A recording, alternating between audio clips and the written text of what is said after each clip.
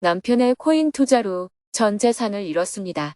2025년 2월 19일 100일 법문 3일째 수행법회 평화재단 연구 세미나. 안녕하세요. 오늘은 법륜 스님의 100일 법문 3일째 날입니다. 하루 종일 정토사회문화회관에서 종교인 모임과 수행법회 평화재단 행사가 열렸습니다. 스님은 새벽 수행과 명상을 마친 후 오전 7시에 정토사회문화회관으로 향했습니다. 민족의 화해와 평화를 위한 종교인 모임에 참석하기 위해 목사님, 신부님, 주교님, 교령님, 교무님이 차례대로 지하 1층 식당에 도착했습니다. 평화재단 실무자들이 정성껏 준비한 아침 밥상으로 식사를 한 후 평화재단 회의실로 자리를 옮겨 대화를 나누었습니다. 먼저 종교인 모임의 좌장인 박남수 교령님이 여는 말씀을 해주었습니다. 오늘이 을사년이 시작되고 첫 모임입니다.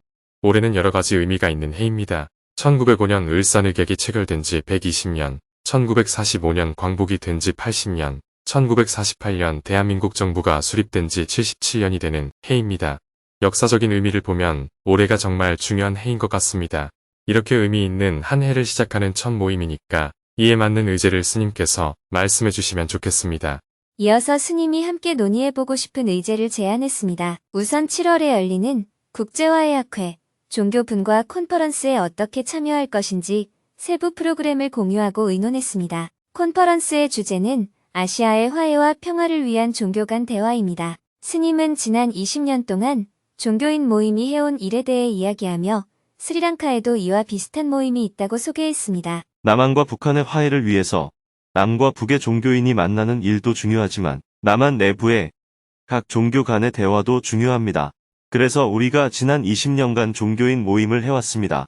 평화재단 종교인 모임이 그동안 해온 일은 첫째, 종교인들이 협력하여 남북 간의 대화를 이끌어내고 화해를 주도하는 것입니다. 그동안 한국에서는 종교인이 남북 간의 갈등을 부추기는 경우가 많았습니다.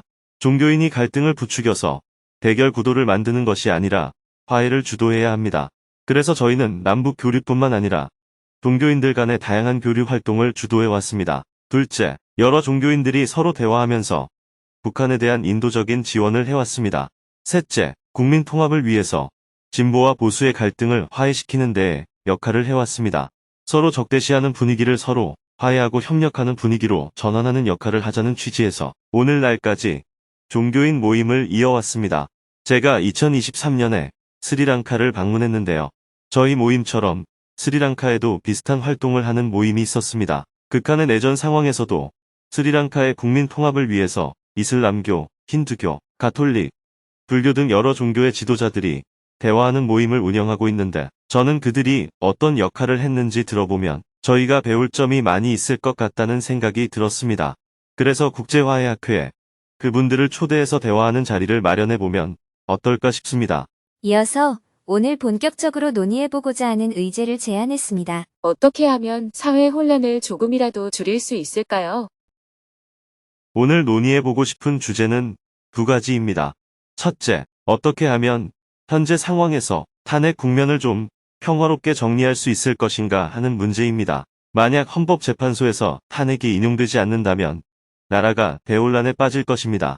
반대로 탄핵이 인용되면 인용되지 않을 때보다야 덜하겠지만 보수 세력의 반대가 계속해서 거세질 것입니다.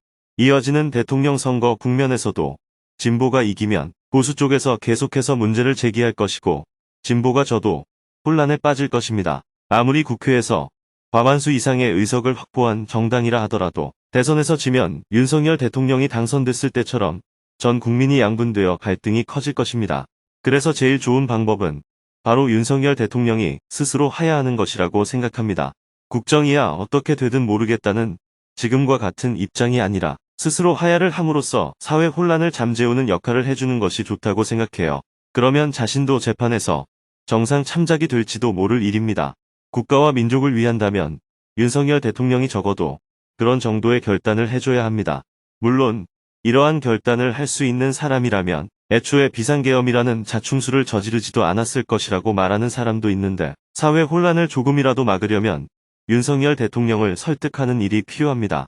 둘째, 다가오는 대통령 선거 국면에서 종교인 모임이 어떤 역할을 해야 나라가 안정을 되찾을 수 있겠는가 하는 문제입니다.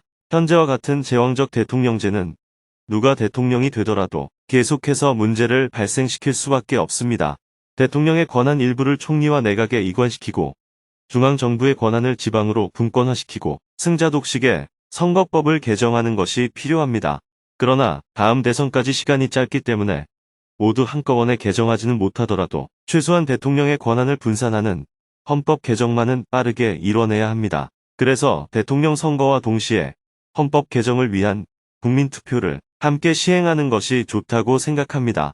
새로 선출된 대통령이 곧바로 제7공화국을 출범해서 선거가 끝난 후 누가 이기고 지든 정쟁을 완화해가는 방향으로 가야 나라가 덜 시끄러워질 것입니다. 여기에 대해서 다들 어떻게 생각하시는지 궁금합니다.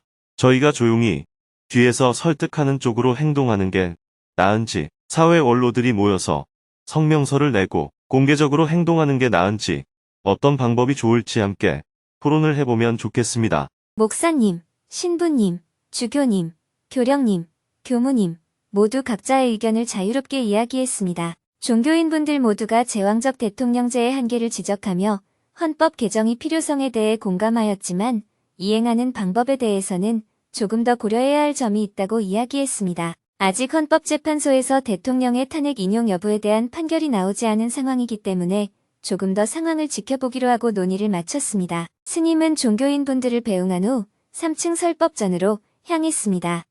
설법전에서는 오전 9시부터 1시간 동안 사시예불을 한 후 잠시 자리 정돈을 하고 있었습니다. 250여 명의 대중들이 자리한 가운데 오전 10시 15분이 되자 삼귀이와 반야심경을 낭독하며 수행법회를 시작했습니다. 정토회 회원들도 화상회의 방에 입장하여 온라인으로 참석했습니다. 대중들은 삼배의 예로 스님에게 법문을 청했습니다. 스님은 점점 심화되고 있는 기후위기의 징조들과 트럼프 대통령의 재선 이후 급격하게 변하고 있는 국제사회에 대해 언급하며 지금처럼 사회가 혼란스러운 시대에 왜 부처님의 가르침을 전하는 것이 중요한지 강조하며 법문을 시작했습니다. 여러분이 지금 괴로워하고 힘들어하는 것은 전부 물질적인 문제에서 비롯된 게 아닙니다. 그런데 여러분은 괴로움의 해결책을 전부 물질적인 것에서 찾고 있습니다. 내가 돈이 더 있으면 또는 집이 더 크면 문제가 해결될 것이라고 생각합니다. 어리석음과 중독성으로부터 자유로워지는 방법. 정말로 생계가 어려워 괴롭다면 물질적인 지원이 해결책이 될 수 있습니다. 밥을 못 먹어서 삐쩍 마른 사람에게는 식량을 주면 됩니다. 이것은 물질적인 지원으로 해결할 수 있는 일입니다. 그러나 너무 많이 먹어서 살이 쪄서 건강이 위험하다면 물질적인 지원으로 해결할 수가 없습니다. 비만은 스스로 욕구를 조절해야 해결할 수 있습니다. 그런데 본인이 맛에 중독되어 있으면 멈출 수가 없습니다. 그래서 영양실조를 퇴치하는 것보다 비만을 퇴치하기가 훨씬 더 어렵습니다. 뭔가 부족한 것을 해결하는 일보다 과잉인 것을 해결하기가 더 어려운 법입니다. 어리석음과 중독성으로부터 자유로워지기 위해서는 정신적인 치유가 필요합니다. 그런데 지금까지 대부분의 종교는 무언가를 빌면 들어준다는 식의 소비주의를 부추기는 방식을 추구해왔습니다. 어리석음과 중독성으로부터 자유로워지는 방법은 부처님의 가르침에서 그 해법을 찾을 수가 있습니다. 그래서 부처님의 가르침을 이해하고 그 가르침에 따라 수행 정진하는 것은 어떤 종교적인 의미에만 국한되지 않습니다. 개인의 자유로운 삶을 위해서도 필요하지만 인류의 지속 가능한 삶을 위해서도 필요한 일입니다. 정토회 회원들은 이런 관점을 갖고 꾸준히 정진해왔습니다. 새해에는 더 집중해서 이 좋은 법을 이웃에 널리 전하기 위해서 2025년 한 해를 특별 정진 기간으로 정했습니다. 첫 100일은 부처님의 가르침을 좀 더 올바르게 이해하기 위해서 100일 법문을 하고 있습니다. 100일 동안 자기 정진도 열심히 해야겠지만 그와 함께 전법을 열심히 하는 것도 무척 중요합니다. 정토불교대학 접수 마감이 이제 2주일 남았습니다. 부처님의 가르침을 배우는 첫 출발인 정토불교대학에 많은 사람이 참여할 수 있도록 여러분 모두 적극적으로 전법을 해주시기 바랍니다. 이어서 사전에 질문을 신청한 분들의 질문을 받았습니다. 온라인에서 2명이 손들기 버튼을 누르고 스님에게 질문을 했습니다. 그중 한 명은 남편의 코인 투자로 전 재산을 잃어서 허탈한 마음이라며 어떻게 하면 편안해질 수 있는지 스님에게 조언을 구했습니다. 남편의 코인 투자로 전 재산을 잃었습니다.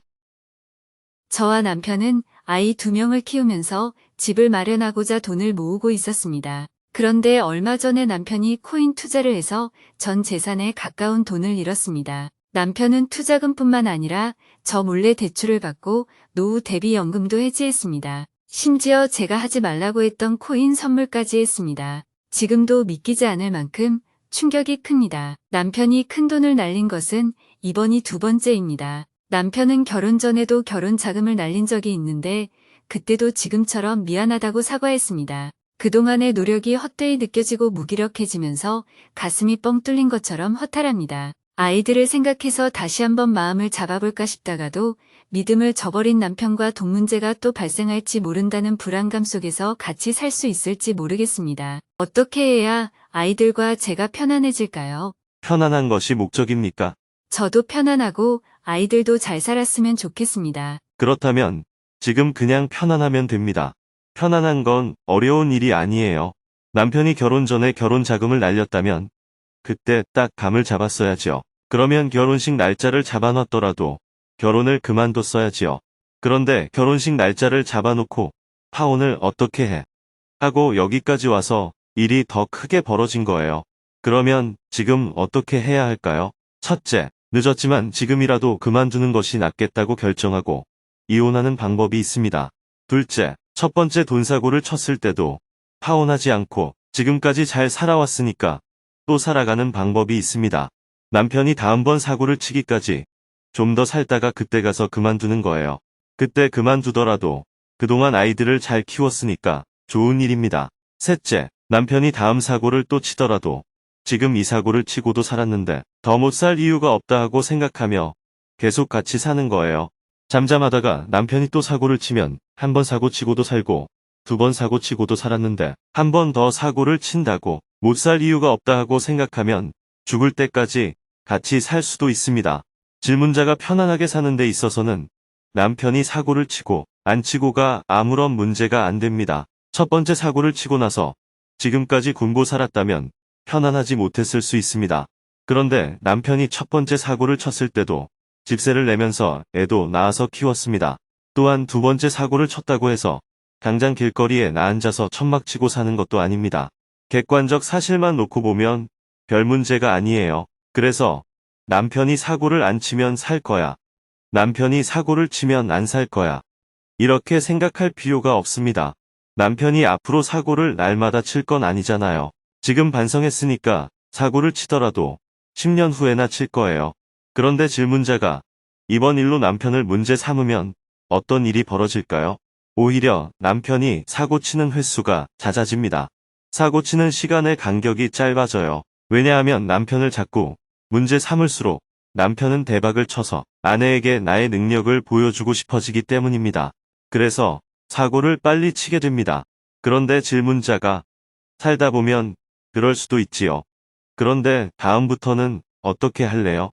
이렇게 물어보면서 남편을 문제 삼지 않게 되면 압박을 덜 받기 때문에 당장 본전을 찾아야겠다는 생각도 덜 하게 됩니다. 물어보고 남편이 앞으로는 안 하겠다고 하면 계속 같이 살면 됩니다.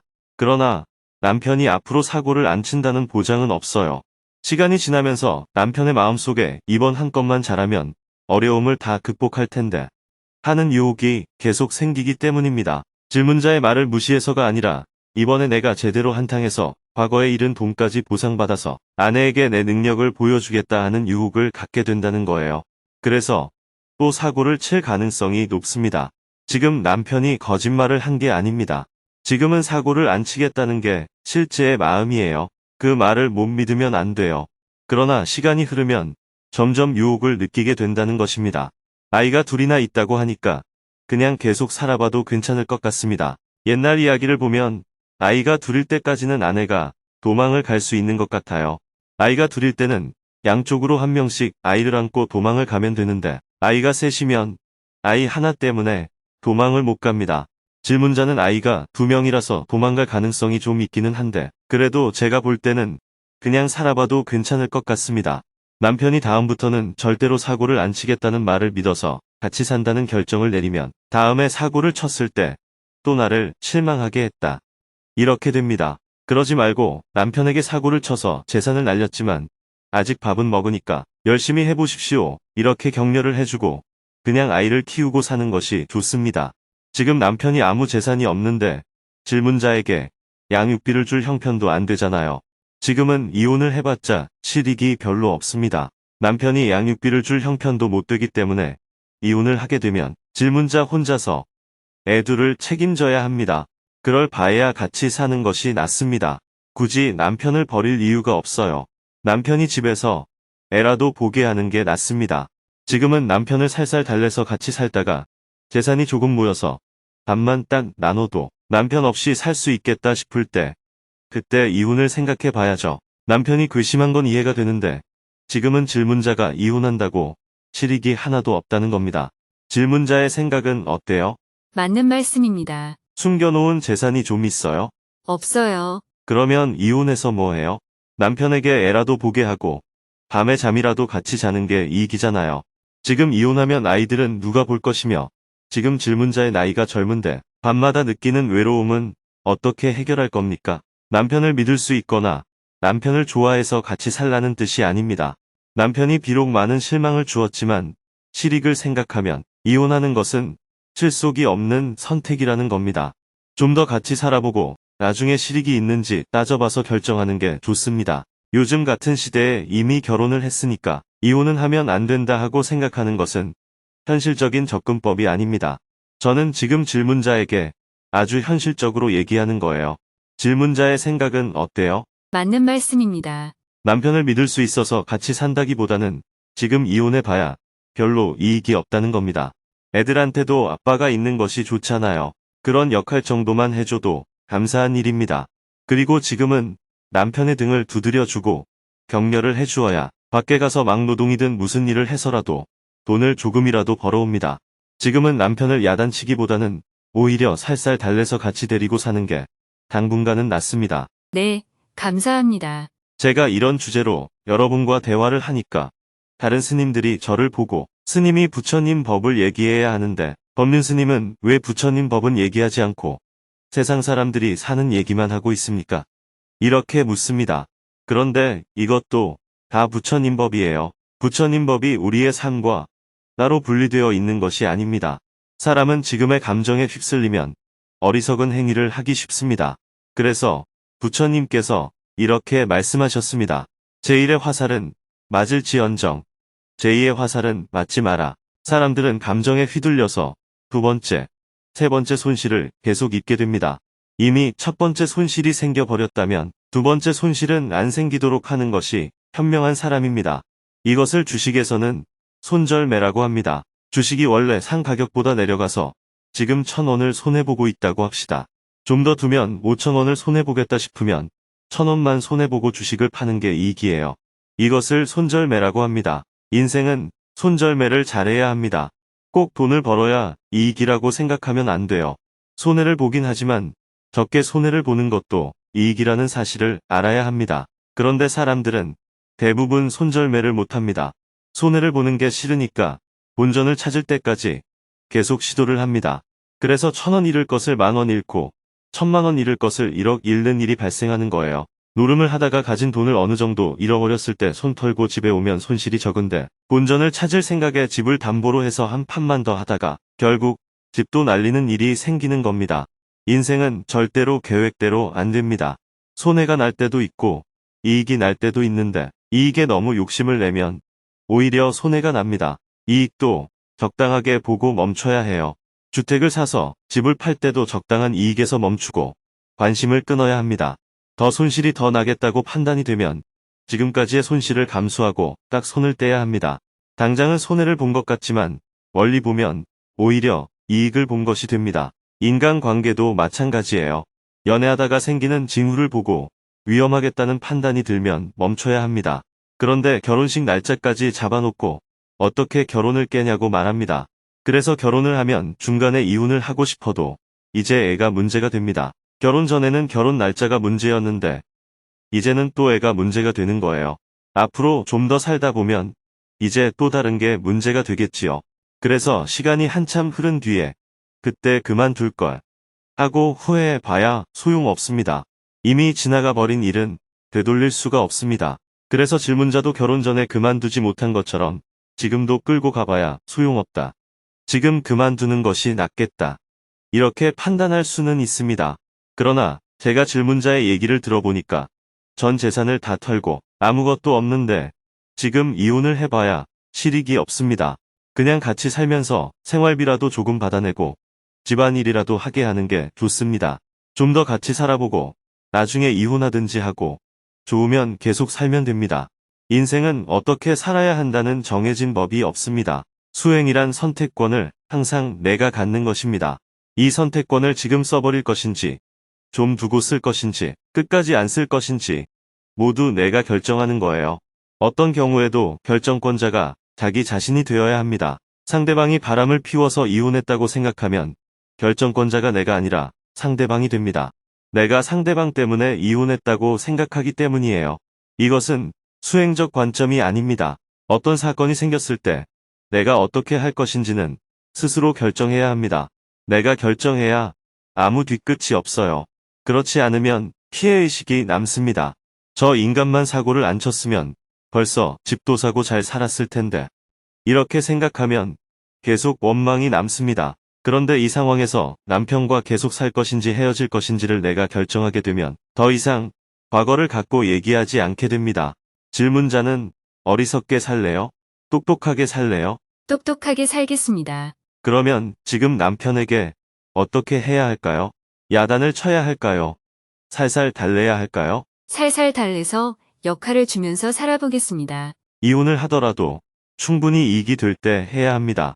지금은 살다 보면 그럴 수도 있지요. 이번에는 봐줄 테니까 앞으로 잘하세요. 이렇게 남편을 살살 달래면서 사는 게 좋습니다. 살아보고 좋으면 계속 같이 살면 됩니다.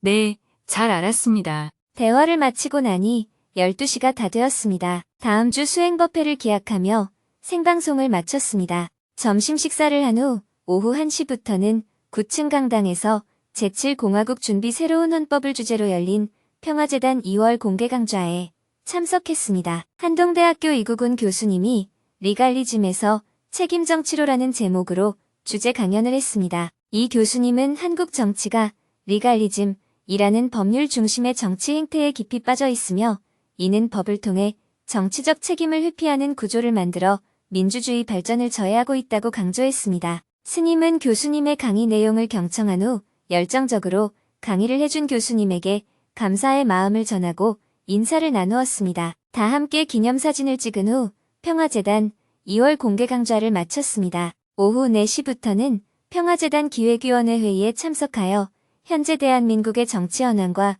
트럼프 대통령의 재선 이후 남북 관계와 북미 관계의 변화에 대해 이야기하며 그 속에서 평화재단의 역할에 대해 2시간 동안 토론을 했습니다. 회의를 마치고 나니 해가 저물었습니다. 기온이 영하로 떨어진 추운 날씨에도 불구하고 많은 시민들이 101법문을 듣기 위해 정토사회문화회관을 찾아왔습니다. 저녁 7시 30분에는 저녁반 수행법회 생방송을 3층 설법전에서 시작했습니다. 350여 명의 대중이 자리한 가운데 스님이 법문을 시작했습니다. 오전 법회처럼 기후위기와 급변하는 국제사회 속에서 수행자는 어떻게 중심을 잡고 살아가야 하는지 이야기한 후 대중들의 질문을 받았습니다.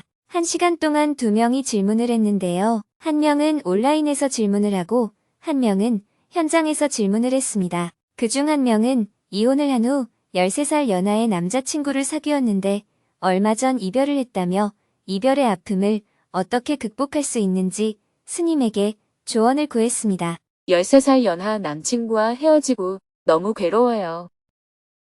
제가 이혼하고 나서 13살 연하인 남자친구를 사귀었어요. 남자친구도 이혼한 상태였고 처음에는 그냥 가벼운 마음으로 사귀었어요. 하지만 그 사람은 대를 이어가야 하는 장손이라 좋은 배필이 생기면 보내주는 조건으로 만났는데 만날수록 욕심이 났습니다.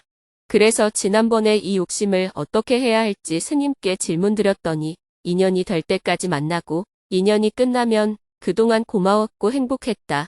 잘 가라 이렇게 하라고 하셨거든요. 그 후 2년 만에 이별했는데요. 지금 많이 힘듭니다. 자꾸 찾아오는 추억들이나 이런 것을 어떻게 하면 내쫓을 수 있을까요? 젊은 남자하고 2년간 사귀면서 재미를 보았으면 그 정도의 과보는 감수해야 하지 않을까요? 좋은 일이 있으면 나쁜 일도 있는 법입니다. 앞으로 2년간은 추억 속에서 사세요. 2년씩이나 괴로움을 감수해야 해요. 즐거운 시기를 2년이나 보냈으니까 괴로운 시기도 2년을 보내야죠. 아무 때나 자꾸 찾아오는 기억을 어떻게 하지요?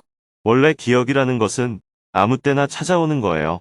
기억나는 것을 제어할 수 있다면 누구나 기억을 안 하고 살겠지요. 나쁜 기억을 갖고 사는 사람도 있는데 질문자는 좋은 기억을 갖고 못 살 이유가 뭐가 있어요? 다 배부른 소리입니다. 좋으면 좋은 것에 대한 과보가 따르고 나쁘면 나쁜 것에 대한 과보가 따르는 게 이치입니다. 어떻게 좋은 것만 계속 가질 수 있겠어요? 재미를 봤으니까 과보가 따르는구나 이렇게 생각하면 됩니다. 그러니 별일 아니에요. 누가 나를 두드려 패는 것도 아니고 누가 내 재산을 훔쳐간 것도 아니고 누가 날 성추행한 것도 아니고 누가 나한테 욕설을 한 것도 아니잖아요. 너무 그리우면 찾아가서 만나보면 되잖아요. 장가를 가겠다고 소개팅을 하고 있는 중이라 제가 찾아갈 수는 없을 것 같아요. 결혼한 남자도 이혼시키고 사는 세상인데 그것이 무슨 상관이에요? 내가 너무 아프면 그렇게라도 해야지 어떡할 거예요? 가서 멱살이라도 잡고 끌고 와서 살면 되지요.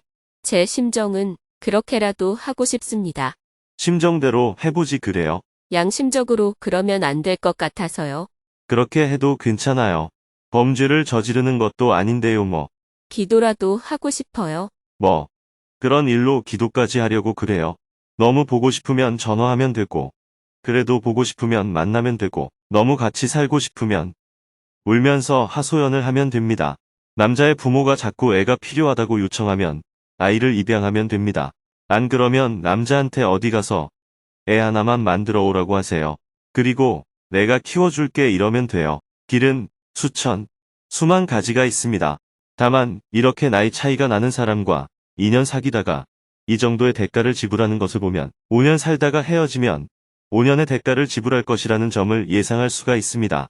10년 살다가 헤어지면 또 그만한 아픔의 대가를 지불하게 될 거예요. 그러니 조금 더 재미를 보고 조금 더 크게 대가를 지불하든지 이 정도의 즐거움만 누리고 이 정도의 대가만 지불하든지 그것은 질문자가 선택할 문제입니다. 10만 원을 빌려서 쓰고 10만 원을 갚는 게 나은지 쓰다 보니 재미가 있으니까 100만 원을 빌려와서 쓰고 나중에 100만 원을 갚는 게 나은지 더 재미가 붙어서 1000만 원을 빌려다 쓰고 나중에 1000만 원 갚는 게 나은지 그건 질문자의 선택입니다. 돈을 빌려 썼더니 갚으려니까 힘드네. 이 정도 선에서 멈춰야겠다 하면 지금이라도 멈추면 됩니다. 미련이 남아서 한 번 더 하는 것은 본인의 선택입니다. 2년 좋았으니까 2년 아프겠습니다. 감사합니다. 인생살이에는 공짜가 없습니다. 길을 가다가 돈을 주우면 언젠가는 돈을 잃는 날이 오고 갑자기 누군가 이유 없이 도와주면 횡재했다 싶지만 언젠가는 내가 이유 없이 손실을 보게 되는 거예요. 그러니 어떤 사람한테 이유 없이 욕을 먹어서 억울해도 너무 억울하게 생각하지 마세요. 살다 보면 어떤 사람한테 이유 없이 칭찬 듣는 일도 생기게 됩니다. 종합해서 평균을 내보면 인생은 모두 평균 점수가 똑같아요. 법륜 스님의 인생 평균이나 여러분들의 인생 평균이나 다 똑같습니다. 여러분들은 법륜 스님은 유명해서 좋겠다 하고 생각하지만 유명한 법륜 스님은 길거리에 나가서 밥도 한 그릇 자유롭게 먹기가 힘들어요. 여러분은 좋은 옷을 입고 싶어 하죠. 그런데 좋은 옷을 입고 다니면 불편한 점이 많습니다. 주스라도 묻으면 닦느라고 정신이 없어요. 애를 데리고 다니다가 갑자기 애가 넘어지면서 주스를 쏟았다고 합시다. 좋은 옷을 입고 다니면 내 옷에 뭐가 묻었는지를 걱정할까요? 애가 다쳤는지를 더 걱정할까요? 내 옷에 뭐가 묻었을까를 더 걱정하게 됩니다. 남의 것이 좋아 보이지만 꼭 그렇지 않습니다. 여러분들은 윤석열 대통령 같은 사람이 안 됐기 때문에 탄핵받을 일도 없고 감옥 갈 일도 없는 겁니다. 요즘 인공지능 기술을 가지고 서로 경쟁이 치열한데 그 사람들은 지금 머리가 아픕니다. 맨 앞에 가는 사람은 자기들끼리 1등, 2등 한다고 싸우지만 10등 밑으로 밀리면 별로 경쟁할 게 없어요. 11등과 12등은 별로 경쟁을 안 합니다. 그러나 1등과 2등은 엄청나게 경쟁을 하게 됩니다. 그런 점에서 장점과 단점을 모두 종합하면 별 차이가 없습니다. 그런 점에서 여러분들도 다 부족한 것 없이 괜찮은 조건에서 살고 있는 겁니다. 그래서 잘났다는 생각도 버리고 못났다는 생각도 버리라고 하는 거예요. 여러분은 한 남자가 두 여자하고 사귀거나 한 여자가 두 남자하고 사귀면 좋아 보이죠? 그냥 옆에서 구경하기에 좋아 보이는 것일 뿐입니다. 정말 좋은지 한번 해보세요. 한 사람도 감당을 못하는데 둘을 감당하기는 더 어렵습니다. 인생은 시야를 크게 해서 보면 아무 차이가 없어요. 하루살이의 일생을 보면 어떤 것은 낮 12시에 죽는 것도 있고 오후 4시에 죽는 것도 있고 어쩌다가 몇 마리는 밤 10시에 죽는 것도 있어요. 하루살이들끼리 보면 수명이 짧은 놈, 수명이 긴 놈 엄청나게 차이가 납니다. 그러나 사람의 관점에서 보면 어때요? 오후 4시에 죽거나 밤 10시에 죽거나 모두 오늘 죽는 하루살이라는 점에서는 차이가 없습니다. 여러분은 오래 살았느니 일찍 죽었느니 부자다, 가난하다, 사귀는 사람이 있다, 사귀는 사람이 없다. 이렇게 부러워하기도 하고 교만하기도 하는데 세세하게 보면 끝이 없습니다. 만약 아주 세세하게 본다면 얼굴이 아주 아름다운 여성이라 할지라도 땀구멍을 현미경으로 들여다보면 구더기 같은 세균이 바글바글해요. 그렇게 자세히 보면 가까이 가기도 싫을 겁니다. 땀구멍마다 구더기가 바글바글한데 그게 우리 눈에는 안 보이니까 예뻐 보이는 거예요. 구더기를 디테일하게 보면 무게나 길이, 주름수가 다 다릅니다. 그 중에 어느 구더기가 잘생긴 구더기일까요? 멀리 떨어져서 보면 다 고만고만하고 그 구더기가 그 구더기입니다. 그런 것처럼 우리도 가까이서 보면 하나하나 다 다른 것 같지만 멀리서 보면 그 사람이 그 사람이에요. 늙었다, 젊었다 하지만 얼마나 차이가 나겠어요. 좁게 보면 차이가 나겠지만 크게 보면 별 차이가 없습니다. 가까이서 보고 세세하게 보면 차이가 나고 서로 달라요. 그런데 멀리서 보면 다 같아요. 이것을 불일불이라고 합니다. 같은 것도 아니고 다른 것도 아닙니다. 같기도 하고 다르기도 합니다. 깨끗한 것도 아니고 더러운 것도 아닙니다. 깨끗하다고 할 수도 있고 더럽다고 할 수도 있습니다. 여기서 깨끗한 것도 아니고 더러운 것도 아니고 같은 것도 아니고 다른 것도 아니다라고 하는 것이 공입니다. 깨끗하기도 하고 더럽기도 하고 크기도 하고 작기도 하다라고 하는 것이 색입니다. 그래서 색이 곧 공이요, 공이 곧 색이다 하고 말하는 겁니다. 자세히 봐서 힘들면 조금 멀리 떨어져서 보면 됩니다. 멀리 떨어져서 보니까 좀 허전하면 자세히 들여다보면 됩니다. 별로 어려운 일이 아니에요. 너무 그렇게 복잡하게 생각하지 말라는 겁니다. 인연을 지으면 반드시 과보가 따릅니다. 지금과 같은 상황이라면 질문자는 조금 사귀다가 헤어지니 괴롭구나. 즐거움을 1년 지속하면 괴로움이 1년 커지고 즐거움을 2년 지속하면 괴로움이 2년 더 커지겠구나. 이렇게 깨달아야 합니다. 그러지 않고 즐거움 때문에 괴로움을 같이 가져간다면 어리석은 자입니다. 괴로움을 보고 즐거움마저도 버려야 지혜로운 자라고 할 수 있습니다. 용기를 내어 솔직하게 질문을 해준 분에게 청중들 모두가 큰 박수를 보냈습니다. 대화를 마치고 나니 밤 9시가 훌쩍 넘었습니다. 대중들은 모든 별로 동그랗게 둘러앉아 마음 나누기를 하였고 스님은 설법전을 나와 정토회관으로 향했습니다. 내일은 100일 법문사 일제 날입니다. 아침 일찍 평화재단에서 북한 전문가들과 조찬 모임을 한 후 오전과 저녁에는 예불문을 주제로 열린 법회 3강을 하고 오후에는 JTS 이사회와 에코 붓다 이사회를 할 예정입니다.